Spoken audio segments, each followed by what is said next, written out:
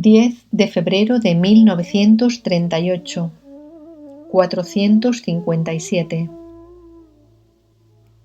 La señora Dar. Sri Bhagavan aconseja la práctica de la indagación aunque uno esté ocupado en actividades externas.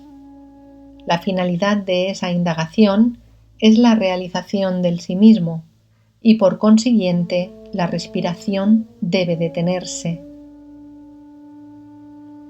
Si la respiración debe detenerse, ¿cómo proseguirá el trabajo? O, en otras palabras, ¿cómo se detendrá la respiración cuando uno esté trabajando? Maharshi. Hay confusión entre los medios y el fin, es decir, entre sadhana y sadhya. ¿Quién es el indagador? El aspirante, no el siddha. Indagación significa que el indagador se considera a sí mismo separado de la indagación. Mientras dure esta dualidad, debe proseguirse la indagación, es decir, hasta que desaparezca la individualidad y se realice que sólo el sí mismo es el ser eterno, incluyendo la indagación y el indagador. La verdad es que el sí mismo es consciencia constante e ininterrumpida. El objeto de la indagación es encontrar la verdadera naturaleza del sí mismo como consciencia. Practiquemos la indagación mientras se perciba la separatividad. Una vez que surge la realización, ya no hay necesidad de más indagación. La cuestión tampoco surgirá. ¿Puede la consciencia pensar alguna vez en preguntar quién es consciente? La consciencia permanece pura y simple. El indagador es consciente de su propia individualidad. La indagación no es un obstáculo para su consciencia individual y el trabajo externo tampoco interfiere en esa consciencia. Si el trabajo aparentemente externo no obstruye la consciencia individual, ¿acaso el trabajo realizado para no estar separado del sí mismo va a obstruir la consciencia ininterrumpida del sí mismo, que es el uno sin segundo y que no es un individuo separado del trabajo? 458. La señora Dar. Yo formo parte de la creación y así permanezco dependiente. Yo no puedo resolver este enigma hasta que devenga independiente. Sin embargo, yo pregunto a Sri Bhagavan, ¿no debe él responder a esa pregunta por mí? Maharshi. Sí, es Bhagavan el que dice, devenga independiente y resuelva usted misma el enigma. Le corresponde a usted hacerlo. Además, ¿dónde está usted ahora que formula esta pregunta? ¿Está usted en el mundo o el mundo está dentro de usted? Usted debe admitir que el mundo no es percibido en su sueño profundo, aunque usted no pueda negar su existencia entonces.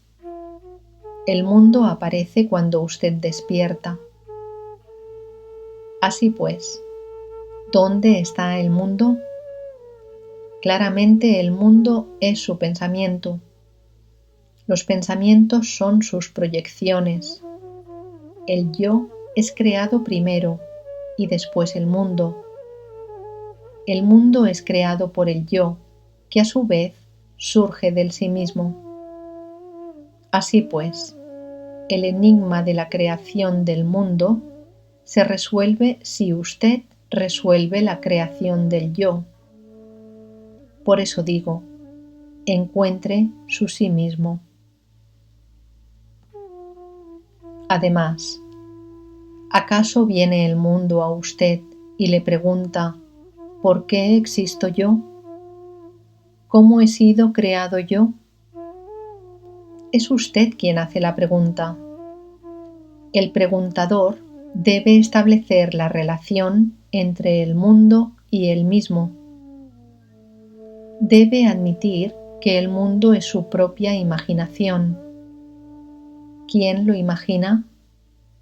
Así pues, encuentre primero al yo y después al sí mismo. Por otra parte, todas las explicaciones científicas y teológicas no armonizan. Las diversidades en tales teorías muestran claramente la inutilidad de buscar esas explicaciones. Esas explicaciones son puramente mentales o intelectuales y nada más. Sin embargo, todas ellas son verdaderas según el punto de vista del individuo. No hay ninguna creación en el estado de realización. Cuando uno ve al mundo, uno no se ve a sí mismo. Cuando uno ve al sí mismo, el mundo no se ve. Así pues, vea al sí mismo y realice que no ha habido ninguna creación. Como la señora se ve obligada a guardar cama, no puede ir a la sala y se siente desdichada, pues, estando tan cerca, no puede entrar en ella. Eso fue mencionado a Sri Bhagavan. Él dijo, bien, pensar de este modo la mantiene siempre en la presencia. Esto es mejor que permanecer en la sala y pensar en alguna otra cosa. 11 de febrero de 1938. El contacto con los santos. Un peligro. 459. Busca la compañía de los santos por todos los medios, pero no permanezcas indefinidamente con ellos. El dicho, la familiaridad engendra desdén, se aplica también a su caso, escribe Swami Ramdas en un artículo aparecido en The Vision. Sin duda, el crecimiento espiritual es ampliamente dependiente de una asociación adecuada. Por consiguiente, la compañía de los santos se considera esencial para un buscador de la verdad. Pero no debe entenderse que la compañía de los santos significa que el buscador deba apegarse permanentemente a ellos. Durante un breve periodo puede permanecer en su contacto y de esa manera, obteniendo inspiración y guía, despertar cabalmente a la conciencia de la realidad interior.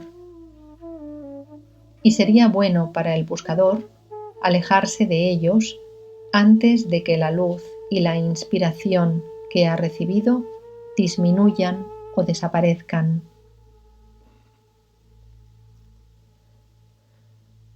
Pueden volverse mofadores. Hay muchos casos conocidos por el escritor y muchos otros de los que ha oído y leído, en los cuales esa permanencia continuada en la compañía de los santos no sólo enfrió el ardor y la aspiración de los buscadores, sino que también los volvió mofadores y escépticos. La caída de un sadhaka desde la fe, la pureza y la aspiración le daña incalculablemente. Una planta joven que crece debajo de la sombra de un árbol gigante, plenamente crecido, no se desarrolla en fuerza ni en altura. Crecerá como una planta enana, encogida y enfermiza. mientras que si la misma planta fuera puesta en campo abierto, expuesta directamente a las tormentas, al calor, al frío y a los demás rigores del tiempo variable, crecerá necesariamente hasta hacerse un árbol poderoso que extrae su sustento tanto de arriba como de abajo.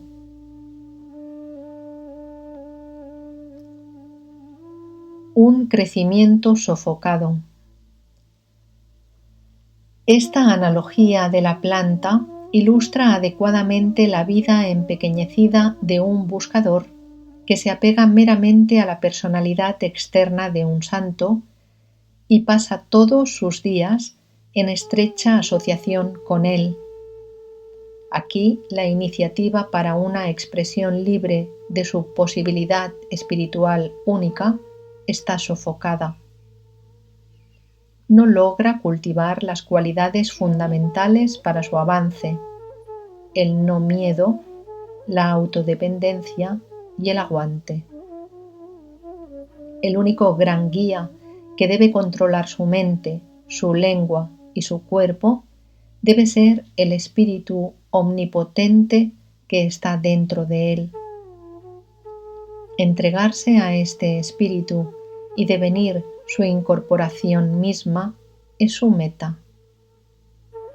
Valerse por sí mismo, el luchar y crecer por su propia fuerza y experiencia y darse a Dios por su propio esfuerzo, trae la liberación y la paz verdaderas. Por lo antedicho, no debe interpretarse que esta es una crítica sobre la grandeza y la eficacia de la compañía de las almas que han realizado a Dios. Ese contacto es el medio más efectivo para una rápida evolución espiritual del alma. De hecho, la gracia de los santos es una ayuda invalorable para la sadhana, y sin ella, la condición del aspirante es como un pájaro que bate sus alas en vano contra los barrotes de su jaula en procura de la libertad. Los santos son los salvadores y liberadores. La concepción hindú de un santo es que él es la incorporación misma de Dios. Así pues, hónrale, obtén el raro beneficio de su compañía, sírvele con un corazón puro y franco, escucha atentamente sus palabras de consejo y esfuérzate en actuar según ellas y en obtener el conocimiento más pleno de la verdad que estás buscando. Pero no busques permanecer apegado a su persona y perder los dones espirituales obtenidos de él con los primeros contactos. Se leyó este recorte en voz alta a Sri Bhagavan. Él escuchó y permaneció silente. Se le preguntó que dijera si el contacto con los santos podía ser un peligro. Entonces, Sri Bhagavan citó una estrofa tamil que dice que el contacto con el gurú debe ser mantenido hasta Videhamukti, la liberación desincorporado. Entonces se le preguntó, ¿dónde está el Satpurusha? Él está dentro. Entonces citó otra estrofa que significa, oh Maestro, que has estado dentro de mí en todas mis encarnaciones pasadas y que te has manifestado como un ser humano solo para hablar el lenguaje comprendido por mí y para guiarme. 12 de febrero de 1938, 460. Se dijo que la señora Rosita Forbes está en la India. Sri Bhagavan dijo, los exploradores buscan la felicidad en el hallazgo de curiosidades, en el descubrimiento de nuevas tierras y en el hecho de afrontar riesgos en las aventuras. Todo eso es emocionante, pero ¿dónde se encuentra el gozo? Solo dentro. El gozo no ha de ser buscado en el mundo externo. 13 de febrero de 1938, 461. Henri Bhagavan dijo que en la acción se aconseja la idea no dual, pero no Advaita. ¿Cómo aprenderá uno Advaita si uno no encuentra un maestro y recibe instrucciones? ¿No hay dualidad entonces? Ese es el significado. 14 de febrero de 1938, 462. Citando el soliloquio de Alexander Selkirk, Henri Bhagavan dijo: la felicidad de la soledad no se encuentra en los retiros. Se puede tener incluso en centros bulliciosos. La felicidad no ha de ser buscada en la soledad ni en los centros bulliciosos. Está en el sí mismo.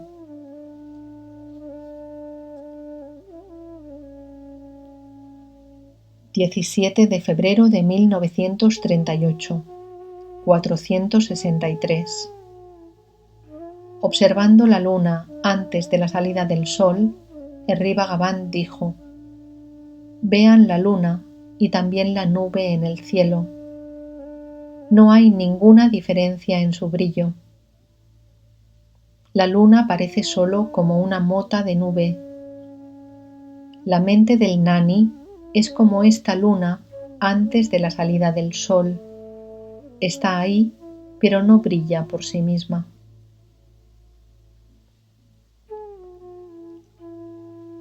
18 de febrero de 1938, 464.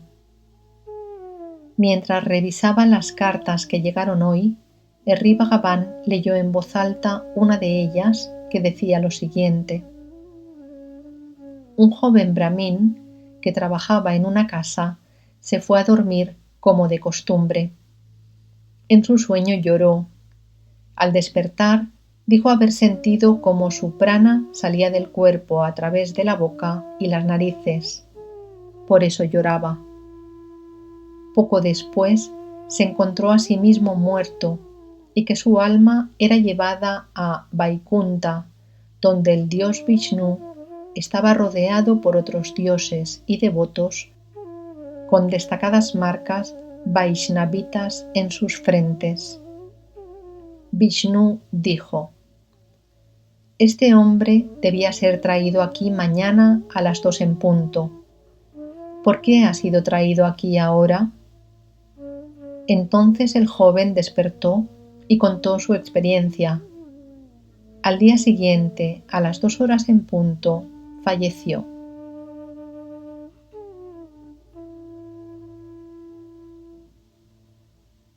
«19 de febrero de 1938, 465. La señora Dar estaba ansiosa por hacer algunas preguntas y obtener ayuda de Henri Bhagavan. Se acercó a él con gran vacilación y dulcemente le contó sus problemas. Mis intentos en la concentración son frustrados por repentinas palpitaciones del corazón, acompañadas por jadeos roncos, cortos y rápidos. Entonces, mis pensamientos también se precipitan y la mente deviene incontrolable. Bajo condiciones más serenas, tengo más éxito y mi respiración llega a detenerse con la concentración profunda. Hacía mucho tiempo que ansiaba obtener el beneficio de la proximidad de Henri Bhagavan para la culminación completa de mi meditación y por eso he venido aquí después de un considerable esfuerzo. Aquí he caído enferma. No he podido meditar y así me siento deprimida. He hecho un decidido esfuerzo para concentrar mi mente, aunque era molestada por jadeos cortos y rápidos. Aunque lo he logrado parcialmente, no estoy satisfecha. Se acerca el tiempo de mi partida de aquí.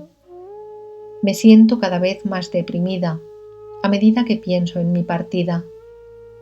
Aquí encuentro a gentes que obtienen paz por la meditación en la sala, mientras que yo no soy bendecida con esa paz. Esto mismo tiene sobre mí un efecto deprimente. Maharshi.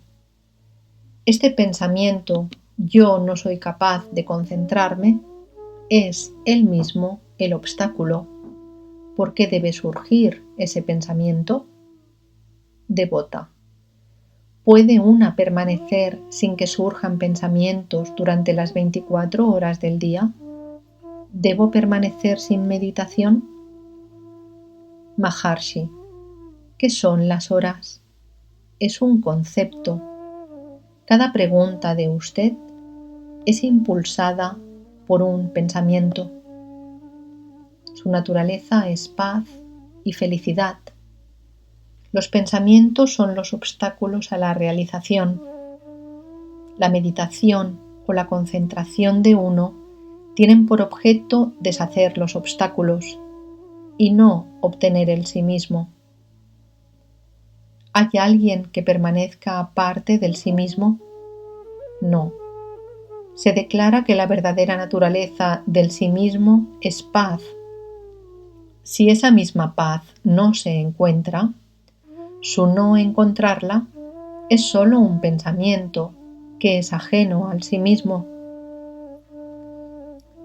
Uno practica la meditación solo para deshacerse de estas fantasías extrañas. Así pues, un pensamiento debe ser aquietado tan pronto como surge. Siempre que surja un pensamiento, no se deje llevar por él.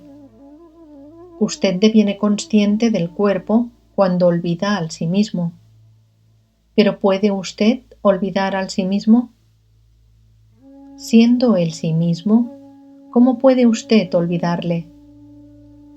Debe haber dos sí mismos para que uno olvide al otro. Eso es absurdo.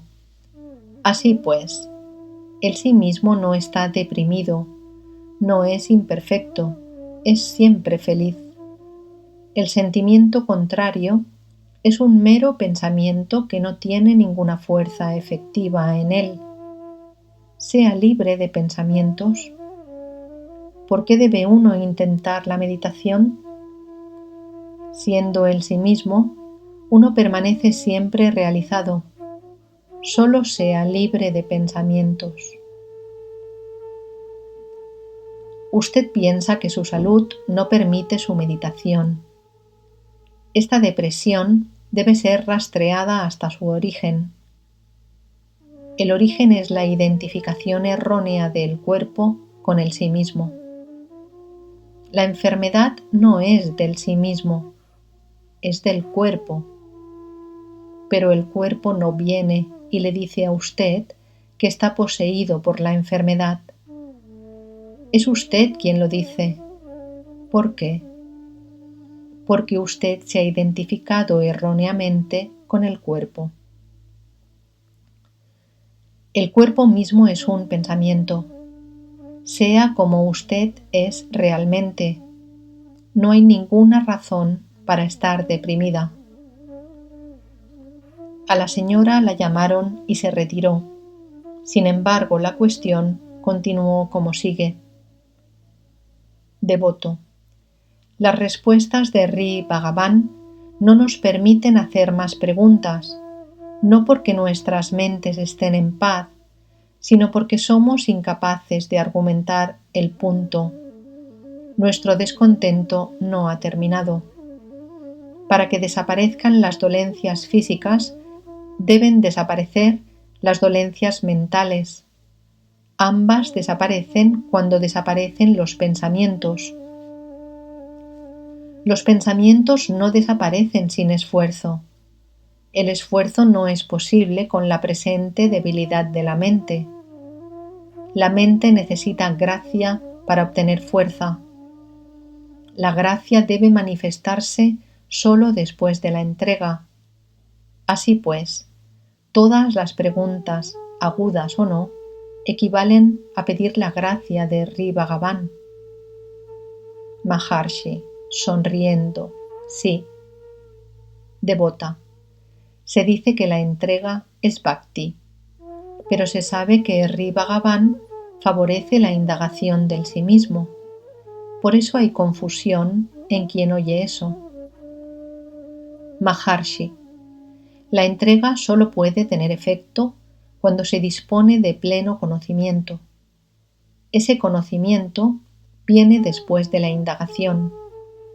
Ese conocimiento acaba en la entrega. Devota. El conocimiento del Ser Supremo es después de trascender el sí mismo individual. Eso es Nana. ¿Dónde está la necesidad de la entrega? Maharshi. Completamente cierto. No hay ninguna diferencia entre Nana y entrega. Sonrisa. Devota. ¿Cómo se satisface al indagador entonces? La única alternativa que queda es la asociación con el sabio o la devoción a Dios, satsanga o Isvara Bhakti. Maharshi sonrió y dijo, sí.